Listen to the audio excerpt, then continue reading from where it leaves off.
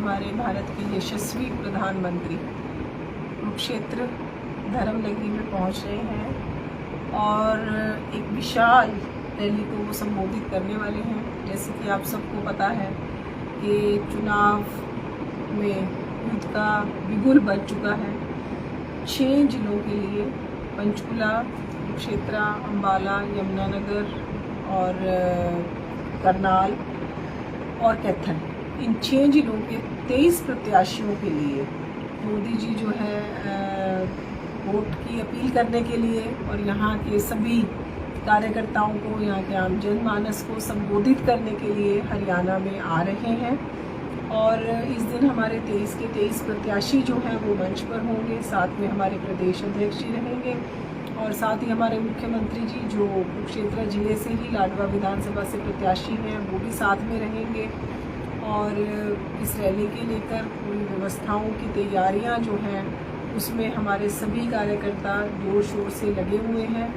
और हरियाणा की जो जनता है और साथ ही साथ हमारे कार्यकर्ता जो हैं वो पलक पावड़े बिछाकर मोदी जी के इंतज़ार में बहुत उत्साह के साथ, जोश के साथ उनके इंतज़ार कर रहे हैं। और जैसे कि आप सबको पता है कि ये एक बार फिर से कहीं ना कहीं धर्म युद्ध में इसको मानती हूँ।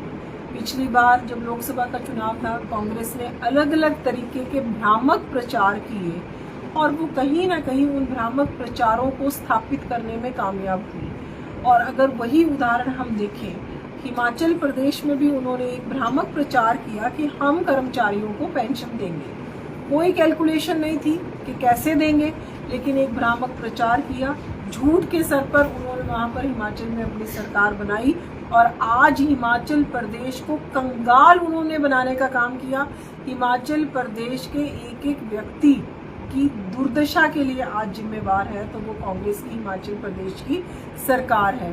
भारतीय जनता पार्टी में हमारे प्रधानमंत्री जी ने एक बहुत ही अच्छी योजना आयुष्मान भारत शुरू करी, जिसमें गरीब लोगों को 5 लाख रुपए तक का इलाज जो है 1 साल में फ्री मिलता है।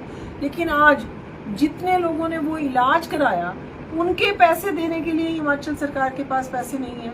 डॉक्टर्स ने मरीजों का इलाज करने से बंद कर दिया, मना कर दिया, क्योंकि उनको उनके पैसे मिल नहीं रहे हैं। तो आज हिमाचल प्रदेश की जनता त्राही वहाँ पर त्राही मान जनता है। उनके पास अपने एमएलएस को पैसे देने के लिए नहीं है, उनकी तनख्वाह, उनके पास कर्मचारियों को पैसे देने के लिए नहीं है। तो ऐसा झूठ कि एक बार सत्ता में किसी ना किसी तरीके से आना है, चाहे किसी भी तरीके से आए, और वही झूठ कि हम संविधान को खत्म कर देंगे, उन्होंने लोकसभा के चुनाव में फैलाया। आपने 2 दिन पहले हमारे शहजादे विदेश गए हुए हैं और विदेश जाकर भी उन्होंने SC/ST के आरक्षण की बात खत्म करने की बात हमेशा कांग्रेस ने करी। चाहे वो नेहरू जी थे, चाहे वो इंदिरा जी थी, हमेशा कांग्रेस ने SC/ST के आरक्षण को खत्म करने की कोशिश करी और लगातार उस कोशिश में वो लोग लगे हुए हैं। कोशिश आप कर रहे हो, आरक्षण खत्म करना चाहते हो आप, लेकिन झूठ किसके ऊपर मढ़ते हैं? भारतीय जनता पार्टी के ऊपर झूठ बढ़ते हैं। मेरा आज कांग्रेस से सवाल है, क्या आपने कभी किसी SC/ST के व्यक्ति को राष्ट्रपति पद पर बिठाने की चिंता करी? क्या भारतीय जनता पार्टी ने रामनाथ कोविंद जी को और एक ST आदिवासी बहन हमारी राष्ट्रपति द्रौपदी मुर्मू जी को भारत का सर्वोच्च स्थान देने की चिंता करी? और उसी तरीके से आप अगर महिला की बात करो, आप दलित की बात करो, तो क्या कुमारी शैलजा का दर्द कांग्रेस वालों को नहीं दिखता? आज भी मैं उनकी स्टेटमेंट पढ़ रही थी कि मैं मुख्यमंत्री बनना चाहती हूँ, पर मेरी बेबे तू मुख्यमंत्री बनेगी क्यों? कर, क्योंकि यहाँ तो जो भी है कांग्रेस में किसी और कार्यकर्ता का कोई वजूद नहीं है। जो भी है वो या तो दीपेंद्र हुड्डा है या भूपेंद्र हुड्डा है। राज्यसभा की सीट आए तो हुड्डा जी का पुत्र, उसी राज्यसभा के सांसद को लोकसभा से लड़वाना हो तो दीपेंद्र हुड्डा।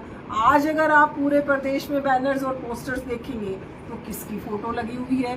दीपेंद्र हुड्डा की फोटो लगी हुई है। अगर तो बात करें जो आपने कहा कि एक बयान जो दिया था राहुल गांधी ने दलितों के ऊपर कि आरक्षण खत्म कर रहे हैं, आपका संविधान खत्म कर रहे हैं, क्या उसका असर लोकसभा में पड़ा था हरियाणा? देखिए, जब भी किसी झूठ को बार बार बोला जाता है तो हमें उसका जरूर खमियाजा कहीं ना कहीं भुगतना पड़ता है।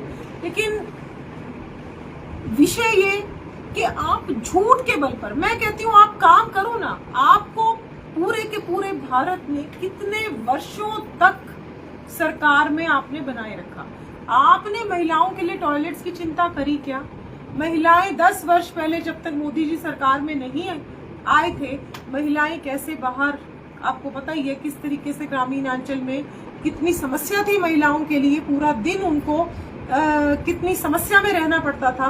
उनको इज्जत घर देने की चिंता करी। महिलाओं को जब कांग्रेस की सरकार थी 3-3 दिन में एक बार सिलेंडर मिलता था। आज आपको 3 मिनट में सिलेंडर उपलब्ध है। ऐसी सभी बहनें धुआं से मुक्त हो, उनकी रसोई, उसकी चिंता मोदी जी ने करी।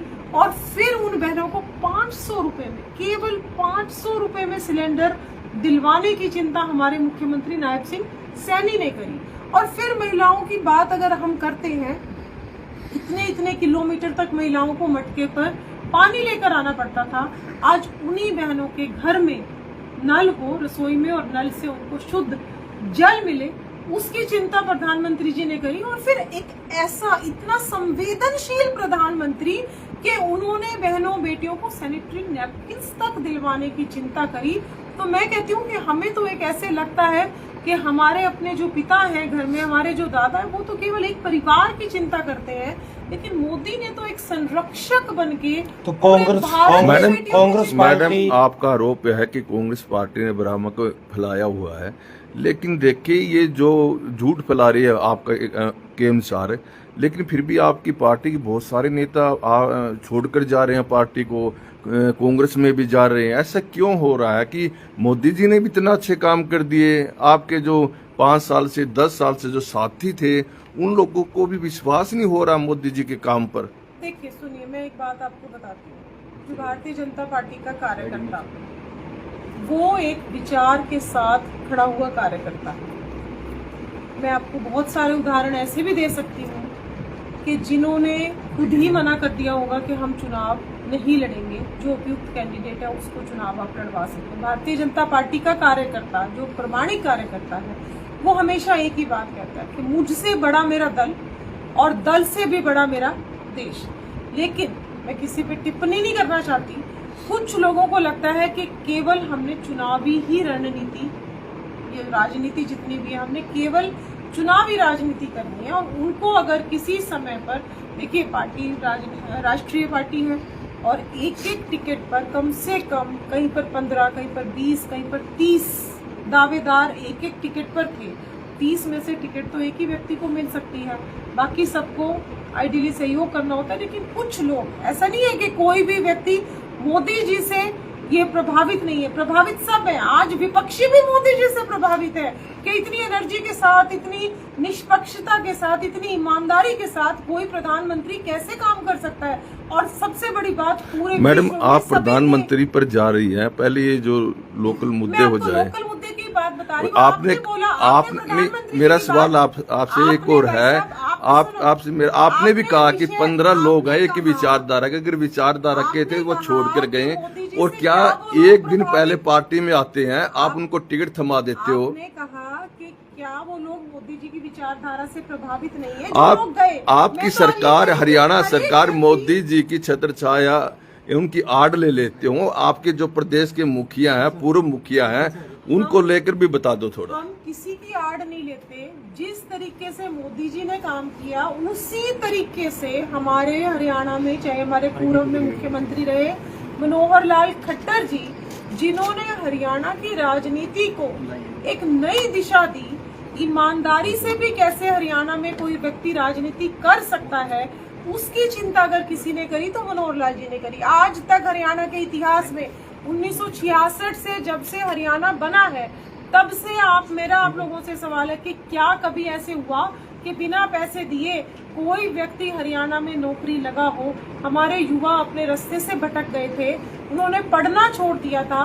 माननीय मनोहर जी ने ही ये स्थापित किया कि बच्चे जो है वो पढ़ना शुरू करें, बिना पर्ची बिना खर्ची के नौकरी देने का काम मनोहर लाल जी ने किया। हर एक जो भी समस्याएं मनोहर जी के सामने आई, देखिए राजनीति में सबसे बड़ी जो समस्या होती है वो होती है व्यवस्था परिवर्तन। क्योंकि जब भी आप व्यवस्था परिवर्तन करने में लगते हो तो आप क्या होता है, अपने लिए नेगेटिविटी क्रिएट करते हो। क्योंकि जो लोग व्यवस्था परिवर्तन नहीं चाहते वो तो हमेशा आपकी नेगेटिविटी करेंगे। मनोहर जी ने हर एक क्षेत्र में कितनी बढ़ चढ़ के काम सीटें किया। हरियाणा में बीजेपी की आ सकती है? देखिए, हरियाणा में मैं आपको ये बताना चाहती हूँ कि हम बहुत आराम से भारतीय जनता पार्टी की तीसरी बार सरकार बनाएंगे। नायब जी हमारे फिर से मुख्यमंत्री बनेंगे और हम पूर्ण बहुमत की सरकार भारतीय जनता पार्टी की हरियाणा में बनाएंगे। और उसी शंखनाद के लिए मैम उसी मैडम चीज मैडम के शंखनाद आपने के बिना लिए मोदी जी पर्ची आए की हैं। बात की है, पर्ची और कर्ची की, वो एक अटैची भी मिली थी, वो कहाँ से मिली थी? देखिए, कोई अटैची किसी तरीके की नहीं मिली थी। इतनी ईमानदारी से जो नौकरियां देने का काम किया वो केवल भारतीय जनता पार्टी की सरकार ने किया। चाहे वो ग्रुप सी की नौकरी थी, चाहे ग्रुप डी की नौकरी थी, और चाहे वो हमारे HCS मैडम, अधिकारियों की नौकरी थी। एक सवाल है, एक सीट का पेपर होता है, एक ही बार हुआ, दोबारा नहीं हुआ। काफी छात्र छात्राएं उसकी इंतजार में है, अभी तक नहीं हुआ, एक ही बार हुआ। देखिए, कितनी बार ऐसे भी होता है कि अभी जैसे जितने भी घोषणाएं सीएम साहब ने करी तो वो तुरंत जो सारी की सारी घोषणाएं थी हमने चुनाव आयोग के पास भेज दी थी। नहीं, पेपर की सेकेंड बात टाइम भी। तो अभी भी जैसे ही हमारी सरकार आएगी 8 अक्टूबर के बाद, जब से नायब सैनी जी बने हैं तब से 3 साल में एक पेपर हुआ। उन्होंने भी लगातार घोषणाओं की जो है वो झड़ी लगा दी। हर एक वर्ग के लिए उन्होंने कल्याणकारी घोषणाएं करी। और जो घोषणाएं, कुछ बहुत सारी घोषणाएं पाइपलाइन में भी थी, लेकिन जो घोषणाएं रह भी गई हैं, जितने भी काम रह गए हैं, आपने केवल 8 अक्टूबर तक का इंतजार करना है। 9 अक्टूबर तक जितने भी हमारे पेंडिंग काम रह गए वो भी हम करेंगे। ठीक है। और बहुत ही जल्दी हमारा 2 या 3 दिन में ठीक है। घोषणा पत्र भी जारी होने वाला है। उसमें भी आप देखेंगे कि हम हरियाणा की जनता के लिए किस तरीके से काम करने वाले हैं। तो वो घोषणा पत्र भी हमारा 2 या 3 दिन में मुख्यमंत्री जी और हमारे प्रदेश अध्यक्ष जी घोषित करेंगे। तो आप देखिएगा कि उसमें हमने किस तरीके से प्लानिंग करी है कि 8 अक्टूबर के बाद लगातार फिर से हम हरियाणा के विकास के लिए, हरियाणा की जनता के लिए कल्याणकारी कामों में फिर से जुट जाए। ठीक है जी सर, क्या कहेंगे? 14 तारीख को देश के प्रधानमंत्री धर्मनगरी कुरुक्षेत्र में पहुंच रहे हैं, किस तरह से तैयारियां हैं और सेंटर से कौन कौन साथ में पहुंच सकते हैं? देखिए, हम सब के लिए बहुत बड़े एक गर्व की बात है कि इस देश के यशस्वी प्रधानमंत्री आदरणीय नरेंद्र मोदी जी हरियाणा विधानसभा के इन चुनावों में एक जन आशीर्वाद रैली कुरुक्षेत्र की इस पावन पवित्र धरती पर करने जा रहे हैं, जिसमें 2 बजे थीम पार्क के अंदर ये एक विशाल और भव्य रैली का आयोजन किया जा रहा है।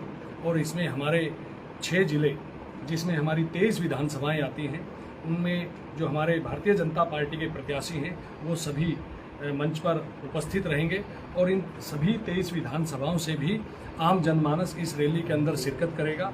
और अपने आप में ये रैली एक विशाल रैली होगी, एक भव्य रैली होगी, क्योंकि 2024 के इस विधानसभा के चुनाव डिक्लेयर होने के पश्चात माननीय प्रधानमंत्री जी की हरियाणा प्रदेश के अंदर ये पहली रैली है जो कुरुक्षेत्र के अंदर आयोजित होने जा रही है। तो अपने आप में ये रैली एक अनूठी होगी, भव्य होगी और एक विशाल रैली यहाँ पर आयोजित की जा रही है। और जिसमें भारतीय जनता पार्टी कुरुक्षेत्र जिले की पूरी टीम व्यवस्थाओं में पूरे जोर शोर से लगी हुई है। और आप देखेंगे कि 14 तारीख को बहुत ही भव्य रैली को शिरकत करने के लिए इस देश के यशस्वी प्रधानमंत्री श्री नरेंद्र मोदी जी आएंगे। और हजारों हजार की भीड़ अपने लोकप्रिय नेता, विश्वविख्यात नेता आदरणीय नरेंद्र मोदी जी के विचारों को सुनने के लिए तो क्या प्रधानमंत्री के आने से कुछ वोटिंग का कुछ ग्राफ बढ़ेगा या मतलब आगे कुछ? देखिए, निश्चित तौर पर मैं ये कहूँगा कि आदरणीय नरेंद्र मोदी जी केवल भारतीय जनता पार्टी के ही नहीं, भारत के ही नहीं, विश्वविख्यात नेता हैं।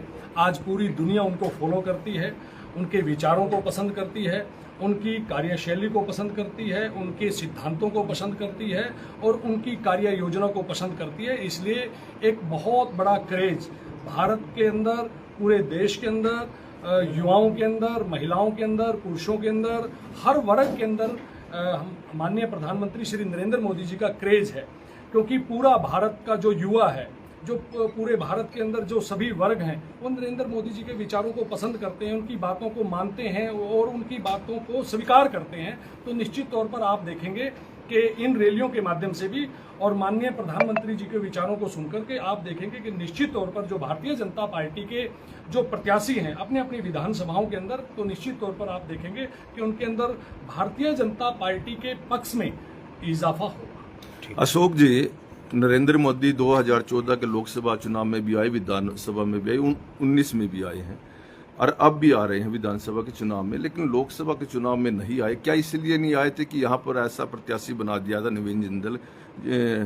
14 में उन्होंने आरोप लगाए थे कोयला घोटाले के, और जनता पूछेगी कि आपने कोयला घोटाला किया है, तो इस कारण से नहीं आए थे क्या लोकसभा में?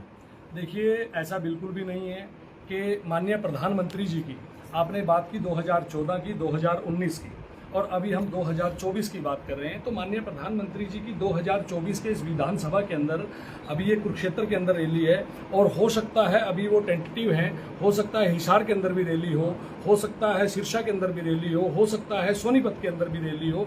तो इससे पूर्व जो हमारा लोकसभा का चुनाव था उसमें अम्बाड़ा के अंदर रैली थी, अन्य लोकसभा के क्षेत्रों के अंदर रैली थी। तो इस तरह से केंद्रीय जो हमारी केंद्रीय टीम है वो तय करती है कि किस हमारे केंद्रीय नेता की रैली किस स्थानों पर होगी, और क्या वहाँ के जो हमारे नेता हैं, जो हमारा प्रदेश नेतृत्व है, कि वो अपनी सुजेस्ट करता है कि उनको हम माननीय प्रधानमंत्री जी की रैली अम्बाड़ा करवाना चाहते हैं, कुरुक्षेत्र करवाना चाहते हैं, करनाल करवाना चाहते हैं। तो देखिए, हमारे जो सांसद हैं वर्तमान नवीन जिंदल जी, तो वो भी इस समय सांसद हैं, तो उस समय वो भी स्टेज पर उपस्थित रहेंगे। तो निश्चित तौर पर ऐसा नहीं है कि माननीय प्रधानमंत्री जी पूरे हरियाणा के अंदर जब चुनाव का बिगुल बज जाता है और वो जो अपनी चुनावी जनसभाएं करते हैं, तो निश्चित तौर पर किसी न किसी जिले के अंदर उनका जाना एक स्वाभाविक है, और वो इसी क्रम के दौरान वहां पर जाते हैं। ठीक है।